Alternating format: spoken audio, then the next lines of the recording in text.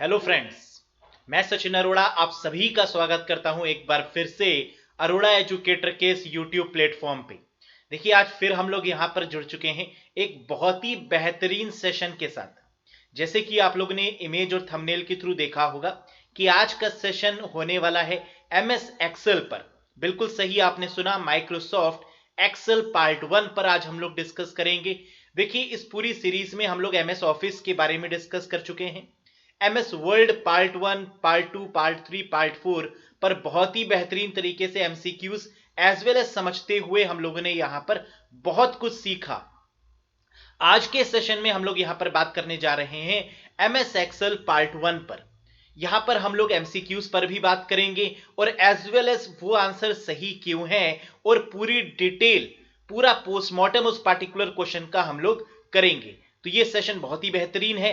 आपके एग्जाम में एक्सेल से क्वेश्चन ना आए या किसी भी एग्जाम में एक्सेल से क्वेश्चन ना आए, ऐसा तो हो ही नहीं सकता, है ना। तो इसी को पूरे तरीके से कि क्वेश्चन वहां पर पूछा जाए और आंसर आपको आता हो, इसीलिए ये सेशन आपके लिए मैं लेकर आया हूं। तो सारे पार्ट इसके भी आप लोग देखते रहिएगा।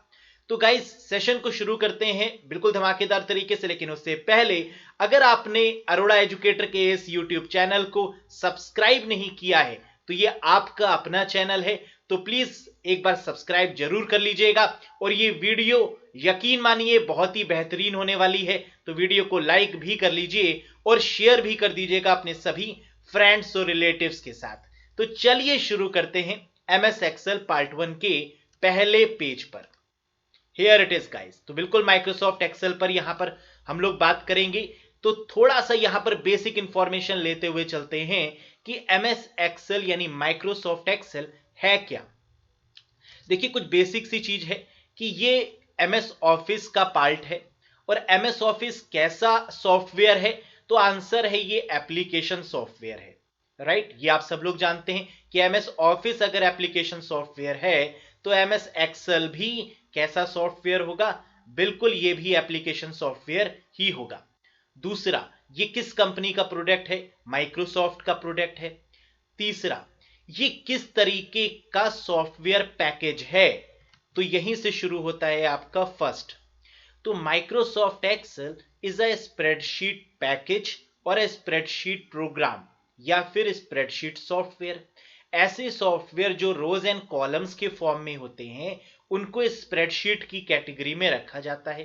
तो एमएस एक्सेल कैसा है, स्प्रेडशीट सॉफ्टवेयर है, स्प्रेडशीट प्रोग्राम है। Second, it is use to record and analyse numerical data.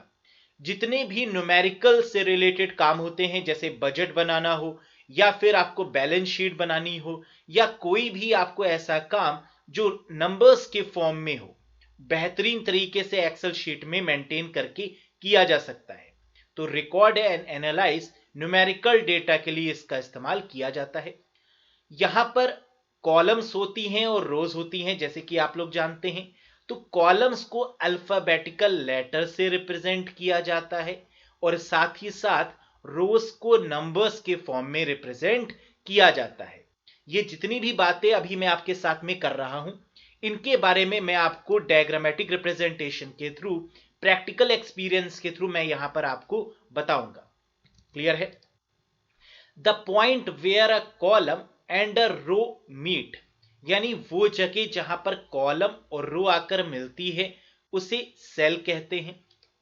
Next, a workbook is a collection of worksheet, यानी कई सारी वर्कशीट होती हैं और इनके कलेक्शन को वर्कबुक कहा जाता है। Excel file are called workbooks, और जो एक्सेल फाइल होती हैं बेसिकली, राइट, मैं थोड़ी सी अपनी इमेज को छोटा कर ले रहा हूं गाइस, है ना, ताकि आपको यहां पर पॉइंट्स भी क्लियर होते चले। बिल्कुल। तो यहां पर हम बात कर रहे थे कि Excel files are called workbook, कि जो एक्सेल फाइल होती है, जैसे हम लोग कहते हैं ना कि एक्सेल की फाइल ओपन करो, तो बेसिकली ये क्या है, ये वर्क बुक ही है। तो इसका मतलब कहीं भी आप लोग क्वेश्चन में फाइल देखें तो आंसर क्या लगाएंगे, वर्क बुक लगाएंगे, क्योंकि file is a collection of record. एक जो फाइल होती है उसमें कई सारे रिकॉर्ड मेंटेन होते हैं, तो इसका मतलब यहां पर आंसर वर्कबुक होगा, अगर कहीं भी क्वेश्चन में आपको फाइल दिख जाए तो। है ना। क्वेश्चन कैसे होगा, आंसर कैसे होगा, इसके बारे में जरूर अब अभी बात करेंगे क्वेश्चन और आंसर्स के सेशन में। चलिए अगला देखिए, नेक्स्ट अगर हम यहां पर बात करें, है ना, तो 8th पॉइंट यहां पर गिवन है, क्रिएट न्यू वर्कबुक। अगर आपको नई वर्कबुक बनानी है तो इसकी एक शॉर्टकट की है, वो क्या है, पूछा जाता है कई बार कि वर्कबुक क्रिएट करने की शॉर्टकट की कंट्रोल एन है। अगर आप एमएस वर्ल्ड की भी बात करते हैं तो वहां भी कंट्रोल एन के थ्रू नए पेज ओपन होते हैं, है ना। तो न्यू कभी भी बात होती है तो कंट्रोल एन ही होता है। Next, create a new worksheet. देखिए यहां पर आता है कहानी में ट्विस्ट। जैसे कि आप लोग जानते हैं कि कई सारी वर्कशीट्स को आप ऐड कर सकते हैं एमएस एक्सेल में, तो नई वर्कशीट को ऐड करने की क्या कोई शॉर्टकट की है? बिल्कुल है, और इसका आंसर है शिफ्ट के साथ F11। और ये बहुत इंपॉर्टेंट है क्योंकि यहां पर ऑप्शन में कंट्रोल के साथ एन भी दिया होता है, और यहीं पर चकमा खाते हैं कैंडिडेट्स, क्योंकि एग्जामिनर कहता अच्छा अब बताओ, है ना, और कैंडिडेट कंफ्यूज भी होते हैं और कंट्रोल एन लगाकर आते हैं, जबकि सही जवाब वर्कशीट के केस में होगा शिफ्ट के साथ F11। याद रखिएगा। Check formula and cell range.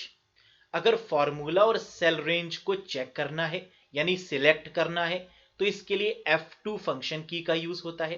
किसी एक पार्टिकुलर सेल को सिलेक्ट करने के लिए F2 जब आप दबाएंगे तब वो एक्टिवेट हो जाती है, तब वो एक्टिव हो जाती है। तो सेल रेंज या फॉर्मूला को एक्टिव करने के लिए बेसिकली जिस फंक्शन की का यूज होता है वो है F2। क्लियर है। नेक्स्ट देखिए, यहां पर अब हम लोग बात कर लेते हैं एमएस ऑफिस के थ्रू, है ना, ये वर्जन आप कौन सा यूज कर रहे हैं एक्सेल शीट का, ये कैसे पता चले आपको कि in which version you are working basically. तो देखिए, अगर एक्सेल शीट का वर्जन आपको जानना है तो एक्सेल शीट आपको ओपन करनी होगी। जैसे ही आपने एक्सेल शीट को ओपन किया, आप देख सकते हैं लेफ्ट हैंड साइड की तरफ यहां पर हेल्प का ऑप्शन दिया हुआ है। आप फाइल में गए सबसे पहले, फिर हेल्प में गए, और हेल्प में जैसे ही जाके आप क्लिक करेंगे तो एक पॉपअप बॉक्स साइड में ओपन हो जाएगा।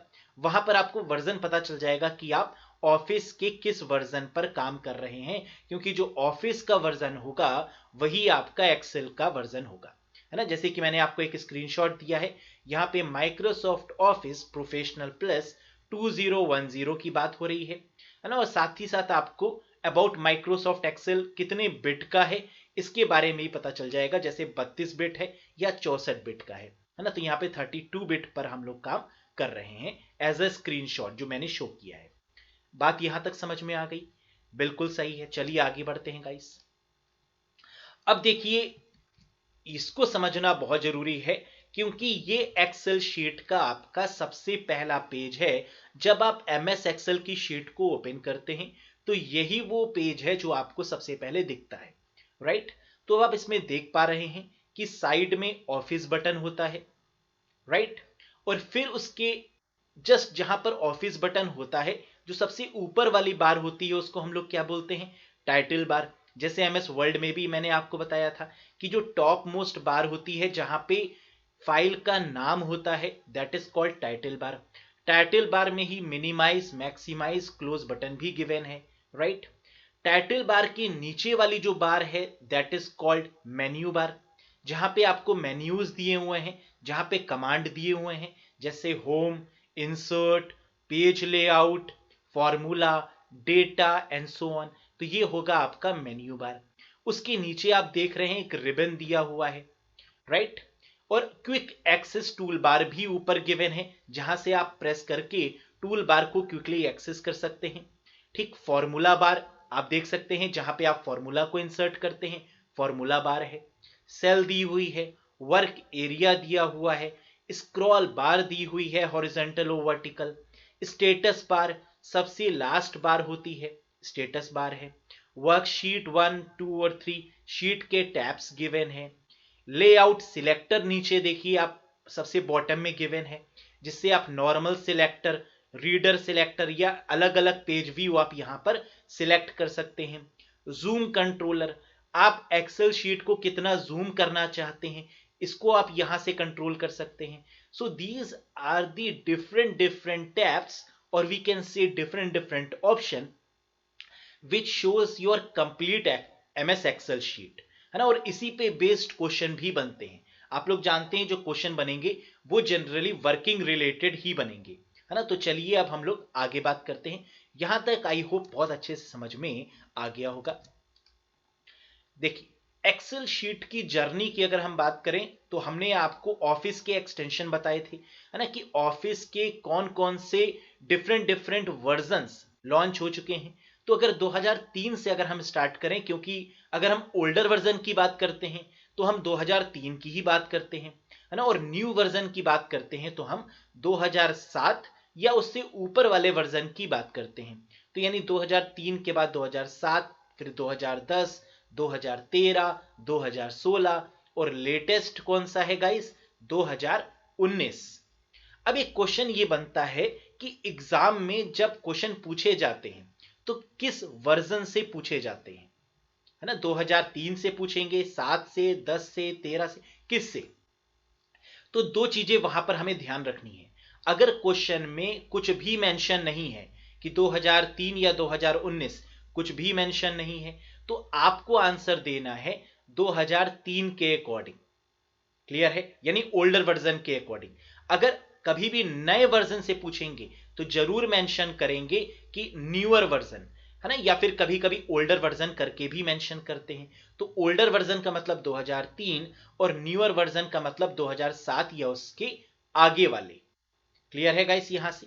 चलिए आगे डिस्कस करते हैं। तो अभी इसके बारे में भी आपको क्लियर होगा कि क्वेश्चन किस तरीके से पूछे जा सकते हैं। Version upgradation. देखिए यहां पर मैंने एक वर्ड यूज किया है, अपग्रेडेशन। अपडेशन और अपग्रेडेशन में क्या अंतर होता है। अगर सेम वर्जन में कुछ चेंजेस हों तो वो क्या होगा, अपडेट होगा। और अगर नया वर्जन आ जाता है तो वो अपग्रेड होगा, है ना। तो 2013 के बाद 2016 के बाद 2019, फिर 365, है ना। बीच में भी कई सारे वर्जन आए, जैसे 2007, है ना, इसके पहले वाले वर्जन भी थे। तो देखिए 2013 तक एमएस एक्सेल की हालत क्या थी, है ना, आपके सामने है। यानी 2013 तक बहुत एडवांस नहीं हुआ था, बिल्कुल एडवांस था, इसमें कोई शक नहीं। लेकिन 2013 तक आप देख सकते हैं कि हालत थोड़ी सी चरमराई हुई थी। लेकिन 2016 में आप देखिए बिल्कुल पहलवानी की तरीके से थोड़ा सा अपने आप को अपग्रेड किया यहां पर, है ना। और कुछ यहां पर अपनी हालत को सुधार करने की कोशिश करी। और 2019 में बिल्कुल राजा बाबू बन के एमएस एक्सेल निकले हैं। और 365 में तो रॉकेट ही बन गए हैं, है ना। तो सिंग इज किंग बन के यहां से निकले हैं। तो इसका मतलब कि 365 में बहुत सारी ऐसी चीजें हैं जो नॉर्मल 2019 तक भी हमें नहीं देखने को मिलती हैं। क्योंकि 365 अगर ऑफिस 365 की बात करें, है ना, या माइक्रोसॉफ्ट 365 की बात करें, यहां पर इसको ऑनलाइन मोड में कन्वर्ट कर दिया गया, जहां पर अपग्रेड करना काफी आसान है ना। इसीलिए देख सकते हैं आप इमेज के थ्रू कैसे रॉकेट के थ्रू बिल्कुल काम कर रहा है एमएस एक्सेल या MS office in 365 version. Clear है गाइस। चलिए तो यहां पर आ चुका है आपके सामने क्वेश्चन नंबर 1। अब यहां पर आप अपना टेस्ट भी करिएगा, क्योंकि आज पार्ट 1 है तो बिल्कुल बेसिक से क्वेश्चन है। तो आप यहां पर कितने क्वेश्चन का सही आंसर दे पा रहे हैं ये भी आप मुझे कमेंट करके जरूर बताइएगा। तो चलिए फटाफट एक एक करके क्वेश्चन डिस्कस कर लेते हैं। पहला question, What is the intersection of a column and a row on a worksheet are called? तो वर्कशीट यानी एमएस एक्सेल में वो जगह जहां पर रोज और कॉलम्स आकर मिलते हैं उसे हम क्या कहते हैं, सेल, एड्रेस, रो, कॉलम या नन ऑफ दीस। बिल्कुल, जहां पर रोज और कॉलम्स मिलते हैं उसे हम बोलते हैं सेल। तो यानी फर्स्ट बिल्कुल सही जवाब होगा। सेल बेसिकली होती क्या है आप देख सकते हैं, जो हाईलाइटेड एरिया है इसको हमने क्या कहा, सेल कहा। तो this is cell in the MS Excel. Next, which of the following is not a valid data type in MS Excel. MS Excel में इनमें से कौन सा वैलिड डेटा टाइप नहीं है, यानी किसको हम इंसर्ट नहीं कर सकते एक्सेल शीट में, टेक्स्ट को, नंबर को, लेबल को, टाइम को या नन ऑफ दीस।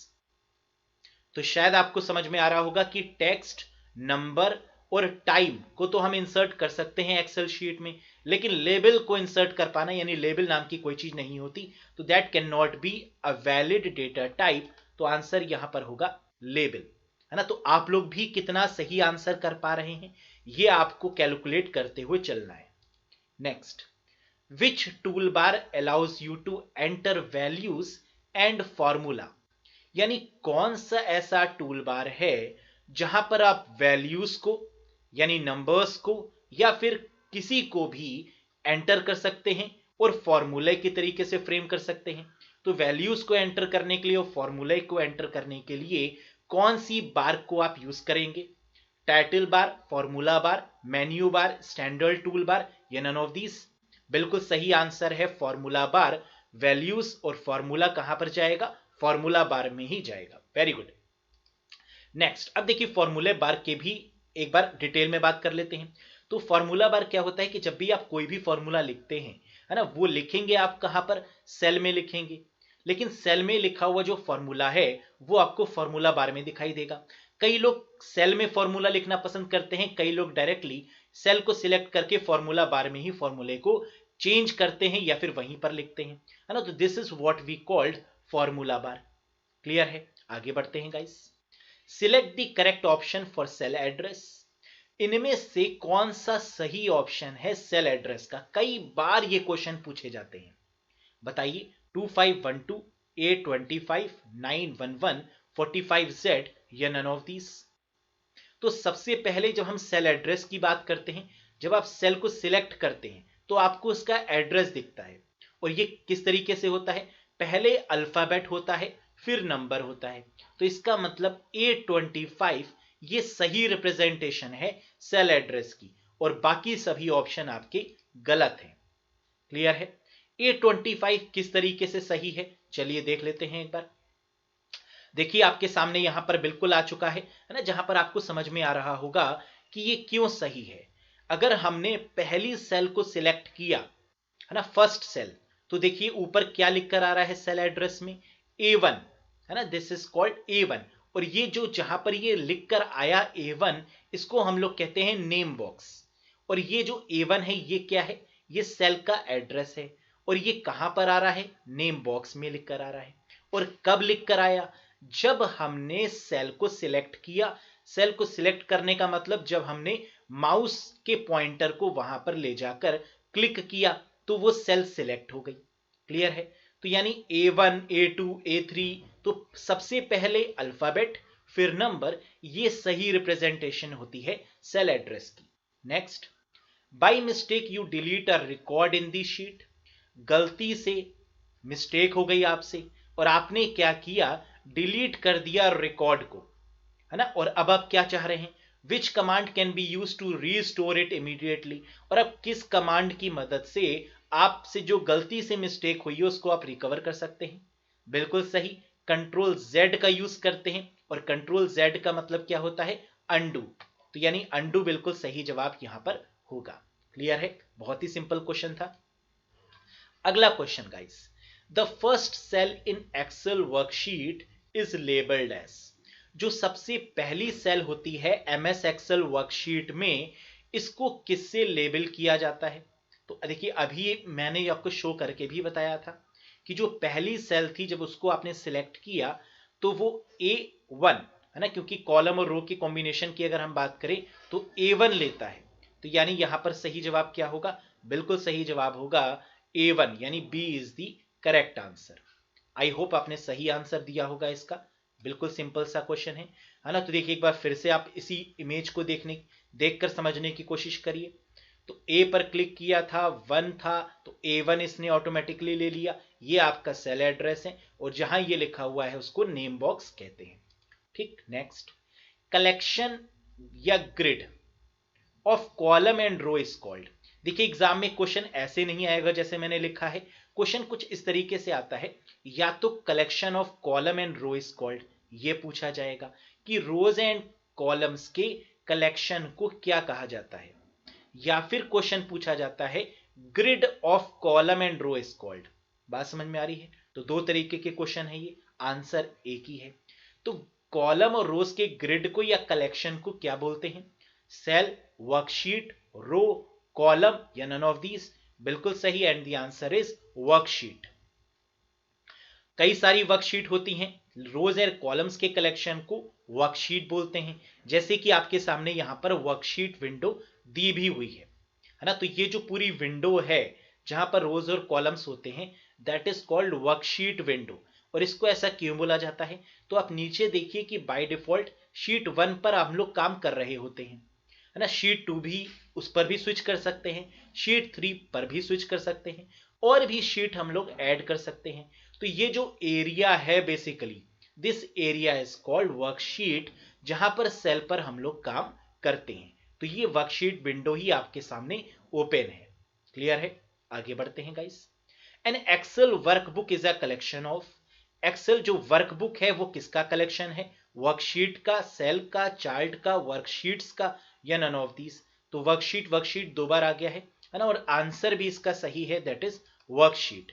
तो MS Excel workbook is a collection of worksheet, worksheet का ही कलेक्शन है। इसका मतलब ए भी सही है और डी भी सही है ना। लेकिन एग्जाम में डी की जगह कोई और ऑप्शन होगा, है ना, क्लरिकल मिस्टेक है यहाँ पर। तो कोई और ऑप्शन अगर होगा तब भी आप जानते हैं कि सही आंसर क्या होगा, वर्कशीट होगा। तो एक्सेल वर्कबुक किसका कलेक्शन है? वर्कशीट का कलेक्शन है।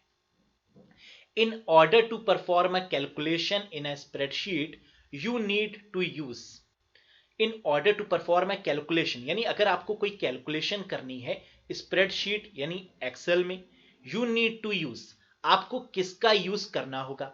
टेबल का, फॉर्मूला का, फील्ड, लेबल या नन ऑफ दीज? क्या होगा सही जवाब? कैलकुलेशन करनी है, इसका मतलब एडिशन, सब्ट्रैक्शन, मल्टीप्लिकेशन या डिवीजन, ऐसे ही कुछ काम करना होगा। यस और नो? बिल्कुल। तो इसका मतलब उसके लिए हम लोग फॉर्मूला का यूज करेंगे। So correct answer is formula. Next, what is the basic file of MS Excel? MS Excel की जो बेसिक फाइल है उसे क्या कहते हैं? तो अगर आप बादाम खाते होंगे तो मैंने जो अभी थोड़ी देर पहले कहा आपको बिल्कुल याद होगा। क्या मैंने बताया था कि कहीं भी आपको फाइल दिख जाए तो आंसर क्या लगाएंगे? वर्कबुक लगाएंगे, राइट। तो यानी फाइल क्या है? कलेक्शन ऑफ रिकॉर्ड, और कलेक्शन ऑफ रिकॉर्ड को हम लोग क्या बोलते हैं? वर्कबुक बोलते हैं। अभी मैंने स्टार्टिंग में ही बताया था। So what is the basic file of MS Excel? Answer is workbook. Clear है? Next, what is the last column of an Excel 2003 worksheet? इसका मतलब यहां पर मेंशन है पुरानी वर्कशीट की बात हो रही है ना। तो यानी 2003 वर्जन के बारे में पूछ रहा है, और पूछा जा रहा है कि इसका लास्ट यानी आखिरी कॉलम किसके थ्रू रिप्रेजेंट किया जाता है? तो ऑप्शन आपके सामने है। करेक्ट आंसर क्या होगा? ऑप्शन 1 बिल्कुल सही जवाब है। देख लेते हैं। देखिए, ओल्डर वर्जन ऑफ एक्सेल की अगर हम बात करें यानी 2003 और इससे पहले वाले वर्जन्स की अगर हम बात करें, तो जो लास्ट कॉलम होता था उसको हम इस से रिप्रेजेंट करते थे। 4 टाइप का लगता है, विच इज 256 कॉलम, है ना। क्योंकि कितने कॉलम्स होते हैं? 256, 256 कॉलम होते हैं एक्सेल 2003 में। और इसको किससे रिप्रेजेंट करते हैं? इससे रिप्रेजेंट करते हैं। आई होप कि ये बात क्लियर होगी। और अगर यहीं पर क्वेश्चन ये पूछ लिया जाए, जैसे कि आपके सामने दिया है कि what is the last column of an Excel 2007, 2007 या 2007 से ऊपर वाले वर्जन्स में आखिरी कॉलम को किससे रिप्रेजेंट करते हैं? तो आंसर क्या होगा गाइस, बताइएगा। बिल्कुल सही, and the correct answer is option number D, XFD। और ऐसा क्यों?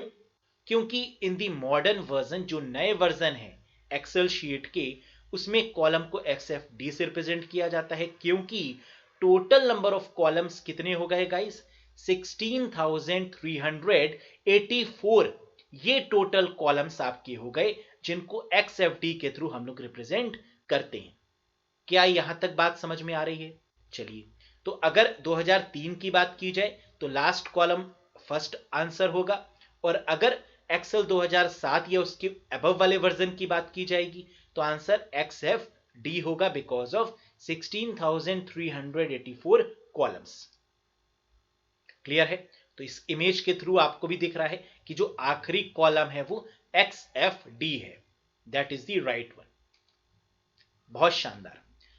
विच component of MS Excel displays the address of the active cell. देखो इस क्वेश्चन को बहुत ध्यान से समझना, क्योंकि ये क्वेश्चन मैक्सिमम कैंडिडेट गलत करते हैं। आप एक बार आंसर करके देखिए, विच component of MS Excel, MS Excel का कौन सा ऐसा कंपोनेंट है जो डिस्प्ले करता है एड्रेस को एक्टिव सेल के फॉर्म में। तो which component of the MS Excel displays the address of the active cell. तो जिस सेल को आपने एक्टिव किया हुआ है, इसका मतलब जिस सेल को आपने सिलेक्ट किया हुआ है उसका कंपोनेंट कहां पर शो होगा, फॉर्मूला बार में, नेम बॉक्स में, रो हेडर में या कॉलम हेडर में। तो बिल्कुल मैंने आपको कई बार दिखाया है कि उसका कंपोनेंट नेम बॉक्स में शो होता है। तो करेक्ट आंसर इसका क्या है, नेम बॉक्स।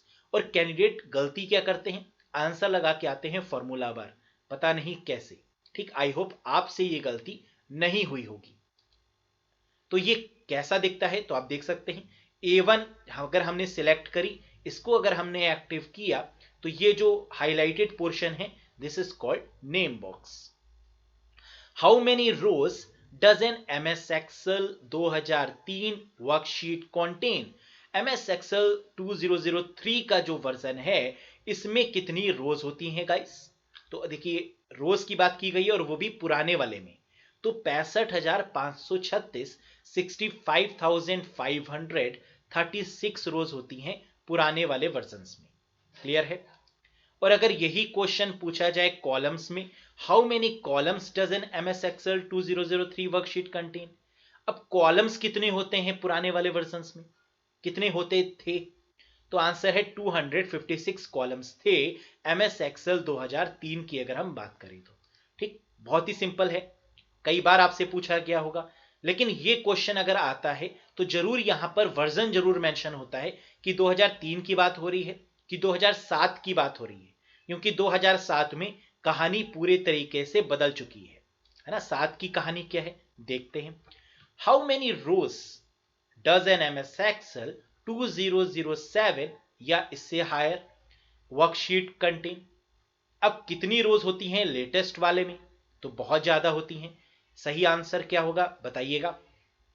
बिल्कुल द करेक्ट आंसर इज 10,48,576, यानी फर्स्ट बिल्कुल सही जवाब है 10,48,576 बिल्कुल सही जवाब यहां पर बनेगा रोज के लिए।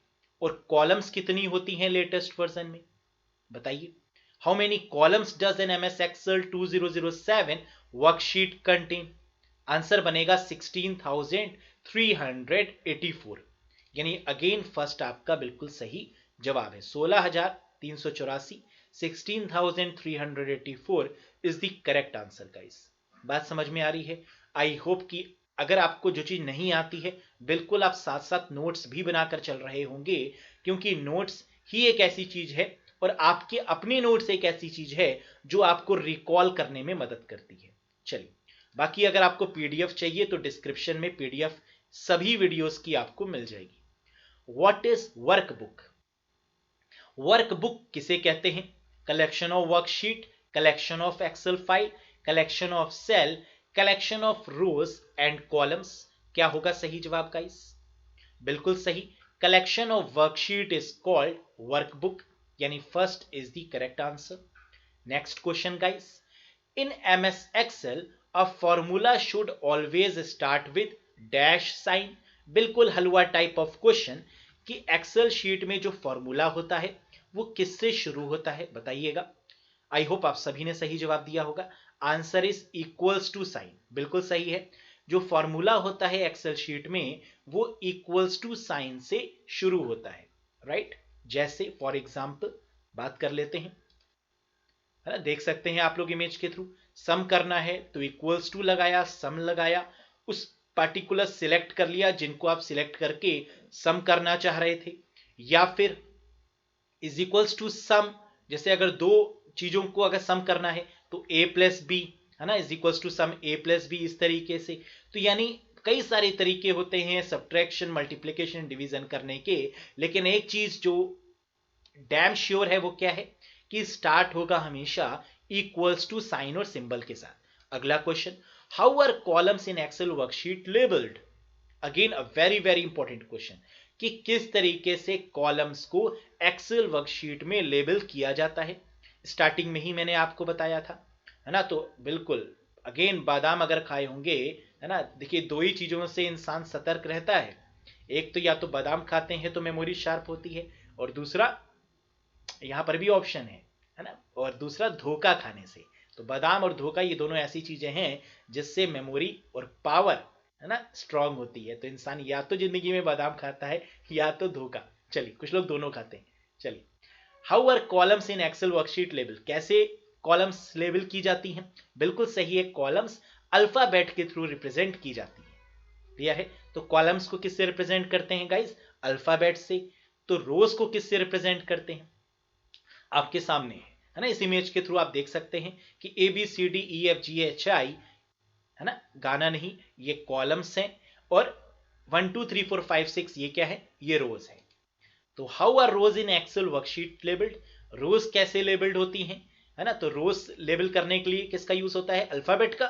बिल्कुल नहीं, नंबर्स का बिल्कुल सही जवाब है गाइस। आई होप कि आपको यहां तक समझ में आ गया होगा। Next, what is the extension of MS Excel file? MS Excel file का एक्सटेंशन क्या होता है? एक्सटेंशन मतलब, देखिए फाइल की दो चीजें होती हैं खास, है ना। एक तो फाइल का नाम होता है और दूसरा होता है उसका एक्सटेंशन। फाइल का नाम जो आप लोग खुद देते हैं, और एक्सटेंशन जो फाइल खुद ब खुद लेती है, जो उसकी पहचान होती है, जो उसकी आइडेंटिटी होती है ना। तो MS वर्ल्ड का .doc या .docx, तो MS एक्सेल का बिल्कुल सही .xls या .xlsx। तो इसका मतलब सी बिल्कुल सही जवाब है। Very very good to all of you, आप सभी ने सही जवाब दिया इसका, मुझे पता है। What is the worksheet which is currently in use called? ये क्वेश्चन भी काफी इंपॉर्टेंट है, कई बार पूछा गया, इनफैक्ट ये सभी क्वेश्चन बहुत इंपॉर्टेंट है। What is the worksheet which is currently in use? यानी वो वर्कशीट जो करंट में यूज हो रही है, उसको क्या कहते हैं? तो जिसको आप करंट में यूज कर रहे हैं वो एक्टिव होगी, and that is called active worksheet. और यही क्वेश्चन आपका एक और तरीके से आता है कि what is the cell which is currently in use? वो सेल जो करंट में यूज में है उसे आप क्या कहते हैं? तो आंसर होगा एक्टिव सेल। तो सेल में पूछेंगे तो एक्टिव सेल होगा, और वर्कशीट में करेंटली इन यूज पूछेंगे तो आंसर एक्टिव वर्कशीट होगा। Is that clear to everyone? चलो अगला question. Microsoft Excel is an dash program. Microsoft Excel किस तरीके का प्रोग्राम है? फटाफट से बताइए। एनिमेशन, वर्ड प्रोसेसर, स्प्रेडशीट या लैंग्वेज? बिल्कुल सही, and the correct answer is spreadsheet program, यानी थर्ड बिल्कुल सही जवाब है ना। और MS वर्ड कैसा है? वर्ड प्रोसेसर है ना। एनिमेशन वाला कौन सा है? पावर पॉइंट यानी PPT, है ना, वो एनिमेटेड फॉर्म में होता है। चलिए, identify the keyboard shortcut to navigate between different worksheet. अब ये क्या क्वेश्चन है, समझते हैं। Identify the keyboard shortcut to navigate between different worksheet. Suppose करिए कि आपके कंप्यूटर में जब आपने एक्सेल शीट ओपन करी तो नीचे शीट 1, शीट 2, शीट 3 दिखता है। आपने शीट 3 पर क्लिक किया, अब आपको शीट 2 पर आना है, तो कैसे आएंगे? आप कहेंगे सर क्लिक कर देंगे शीट 2 पे आ जाएंगे। तो अगर यही पूछना होता तो सचिन अरोड़ा सर क्यों पूछते? कुछ तो कहानी में ट्विस्ट है। शॉर्टकट की क्या है आने की? तो शॉर्टकट की है कंट्रोल के साथ पेज अप। ये एक की होती है आपके कीबोर्ड में, अगर आप ध्यान से देखें, है ना, जिसका यूज शायद आप लोग बहुत रेयर करते हो। तो कंट्रोल और पेज अप को जब आप एक साथ प्रेस करेंगे तो शीट 3 पर अगर आप होंगे तो शीट 2 पर आ जाएंगे, और अगर शीट 2 पे आप होंगे तो शीट 1 पे आ जाएंगे। इसका मतलब कि लास्ट वाली शीट से एक शीट पहले आप जंप कर लेंगे, और अगर ऐसा करते चले जाएंगे तो ऐसा करते करते आप पहली शीट पर आ जाएंगे। बात समझ में आ गई? तो आंसर है control plus page up. Concept clear? Next, which of these is or are the data type of MS Excel? यानी इनमें से कौन सा एक्सेल शीट का डेटा टाइप है? तो क्या एक्सेल शीट में नंबर्स को लिखा जाता है? बिल्कुल लिखा जा सकता है। टेक्स्ट को? बिल्कुल टेक्स्ट भी लिखा जा सकता है। फॉर्मूला? फॉर्मूला भी। तो इसका मतलब कि आंसर होगा ऑल ऑफ दीज। ये सभी डेटा टाइप हैं MS एक्सेल में।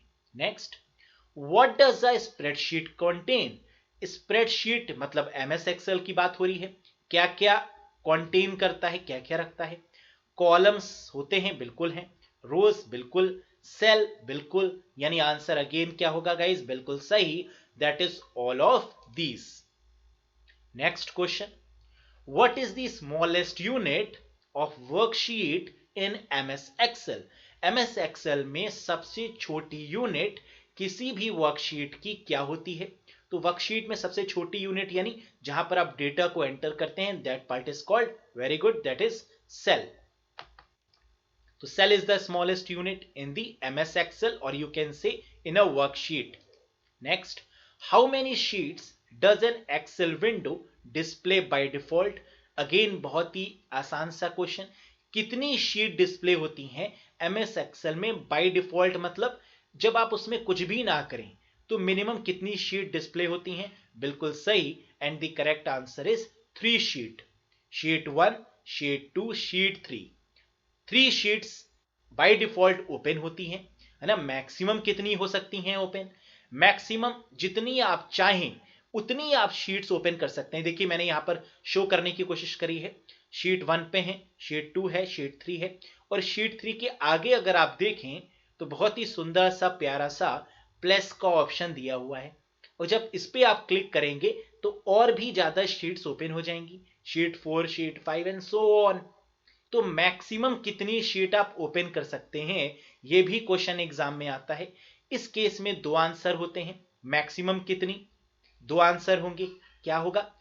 पहला आंसर आपका बनेगा there is no maximum limit, कोई मैक्सिमम लिमिट नहीं है, या तो ये ऑप्शन में होगा, या फिर ऑप्शन में होगा according to the size of memory, जितनी आपकी कंप्यूटर की मेमोरी है, मतलब रैम है, उतनी शीट आप ओपन कर सकते हैं। तो अगर ऑप्शन में दिया हो नो मैक्सिमम लिमिट तो ये सही जवाब होगा, और अगर ऑप्शन में दिया हो as per the size of memory तो ये आपका सही जवाब होगा। अब ये मत पूछना कि सर अगर दोनों ऑप्शन हुए तो क्या होगा, क्योंकि ऐसा क्वेश्चन कभी नहीं आएगा जब दोनों ही ऑप्शन वहां पर गिवन होंगे। क्लियर है? चलिए, which of the following components display the content of active cell? Active cell के कंटेंट जो होते हैं वो कहां डिस्प्ले होते हैं, ये क्वेश्चन में पूछा जा रहा है। तो बताइए, जब आपने सेल को एक्टिव कर दिया इसका मतलब सेल पे आपने क्लिक कर दिया, अब क्लिक करने के बाद जो उसका कंपोनेंट है वैसे तो नेम बॉक्स में वो शो हो जाता है, लेकिन अगर नेम बॉक्स यहां पर नहीं होगा क्योंकि एक्टिव सेल की बात हो रही है, तो आंसर यहां पर बनेगा आपका फॉर्मूला बार। ठीक, तो क्वेश्चन में डिफरेंस है, इस डिफरेंस को अगर आप पहचानेंगे तो आंसर आप सही से देंगे। क्लियर है? नेक्स्ट, अब फॉर्मूला बार क्या होती है ये हम पहले भी आपको बता चुके हैं कि फॉर्मूला बार इन MS Excel क्या होता है, जहां पे आप फॉर्मूला लिखते हैं, this is what you called formula bar. Clear है? अब आज का एक क्वेश्चन ऑफ द डे आपके सामने आ चुका है, इसका मतलब कि ये 30 क्वेश्चन का सिलसिला यहां पर खत्म हो चुका है। अब इसके आगे के जो क्वेश्चन है वो आपको हम सेकंड पार्ट में प्रोवाइड करेंगे, राइट। और कंप्लीट, देखिए एक्सेल जैसे मैंने वर्ल्ड में आपको पढ़ाया वैसे ही एक्सेल में भी कंप्लीट आपको सारे क्वेश्चन मिलेंगे, जितने भी एग्जाम में आपके क्वेश्चन बन सकते हैं। तो कहीं दूसरी जगह जाने की रिक्वायरमेंट नहीं है, सिर्फ अरोड़ा एजुकेटर पर सचिन अरोड़ा सर को आप फॉलो करते रहिए, and that's sufficient for the computer. Clear है?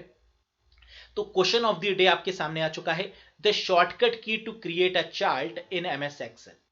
MS Excel में जैसे कि आप लोग को पता है कि कई सारे चार्ट भी हम लोग इंसर्ट कर सकते हैं।